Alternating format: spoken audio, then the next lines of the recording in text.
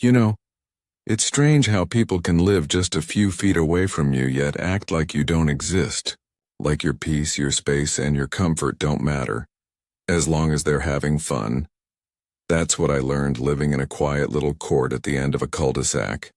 6 houses, nice lawns, tall trees, and a whole bunch of kids. Every house had them, except mine. At first it wasn't so bad. The laughter, the games, the bikes, I told myself, they're just kids. Let them play, but slowly, it became something else. They didn't just play around my house. They played on it. They kicked balls into my yard, ran up and down my driveway, and even sat on my porch like it was a park bench. The sound of basketballs bouncing, bikes skidding, and constant yelling filled the air every afternoon. We'd close the windows, turn up the TV, even play rain sounds just to drown it out. But it never stopped. 3 o'clock, 4 o'clock, sometimes 7 in the evening, every single day. Still, I never said a word. I didn't want to be that neighbor, the one who complains about kids being kids. But one day that patience started to wear thin. It was the day after Christmas.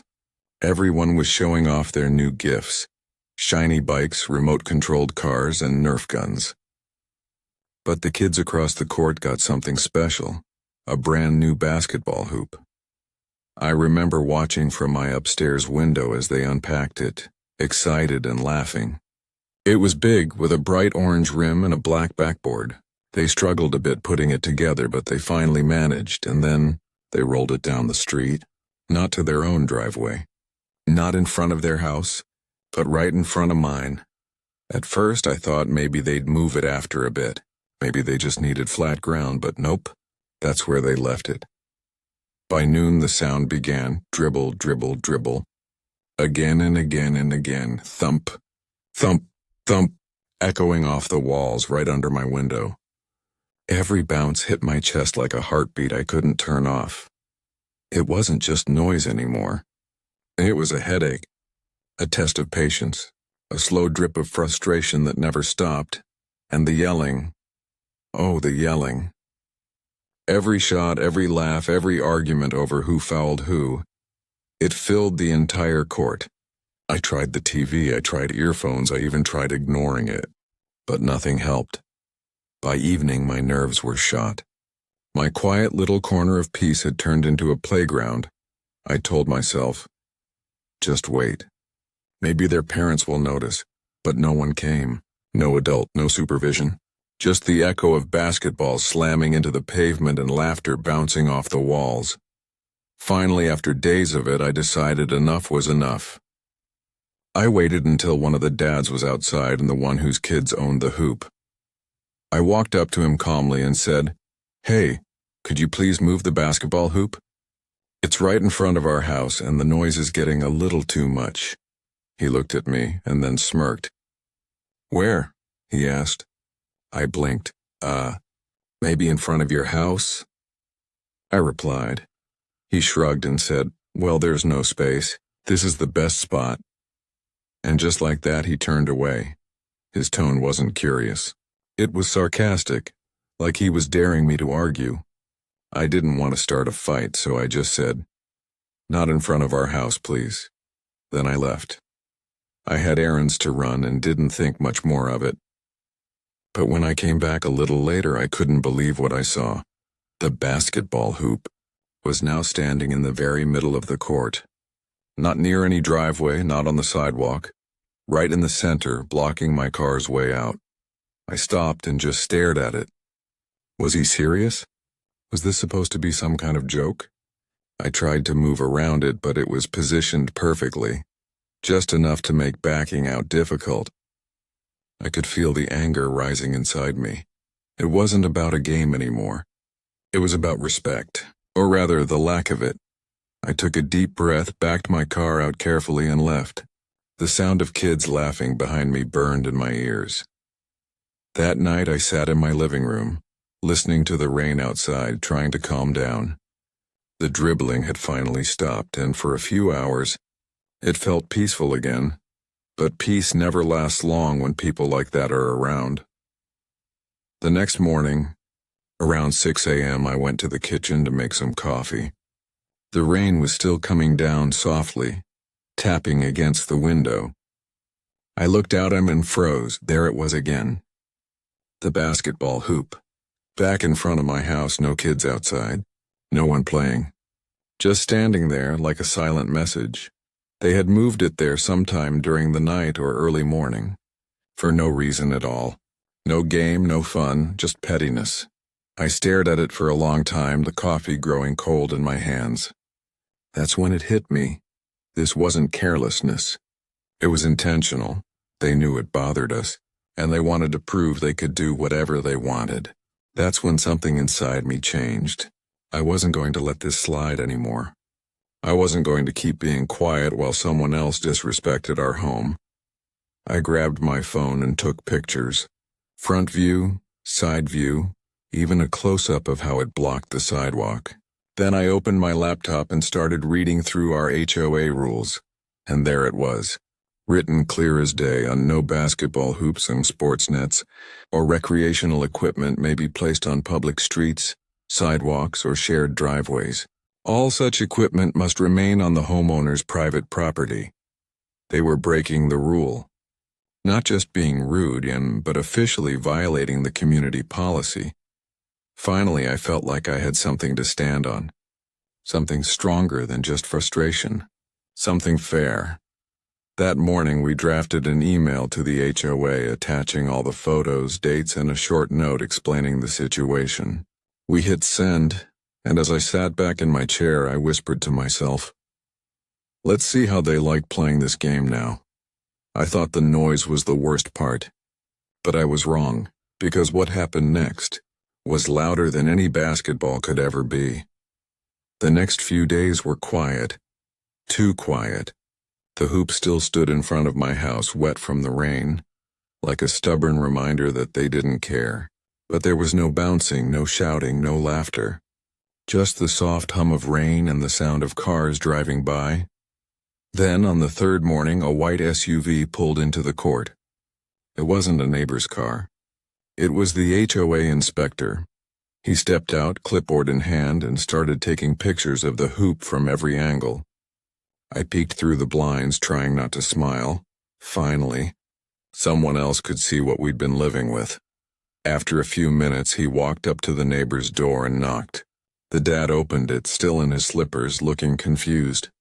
I couldn't hear what was said, but I could tell from the man's body language he wasn't happy. His shoulders dropped and he pointed toward my house. Then back at the hoop. A few moments later, the HOA guy handed him a paper, turned around and left. That night, when I took out the trash, the hoop was gone. Completely gone. No sound of bouncing balls. No loud laughter. Just silence. Beautiful silence. But karma wasn't finished yet. A few days later, I saw the same kids walking down the court carrying basketballs, looking around like they didn't know what to do. They went to another neighbor's driveway and asked if they could play there. That neighbor just shook his head. Word had spread. Everyone knew the HOA had issued a warning and a fine. Apparently, the dad had argued that there's nowhere else to put it, but the HOA told him the rule was the rule. If they did it again, they'd face another penalty. So now the kids played 2 streets over near the park, where they actually belonged. For the first time in months, I could sit on my porch again. I could hear the wind rustle through the trees instead of the pounding of basketballs. I could drink my coffee in peace, but even with the quiet, something still bothered me. Not anger, not even relief. It was this strange sadness that people could live so close and still be so inconsiderate. Why did it have to come to this? Why couldn't they just respect boundaries from the start?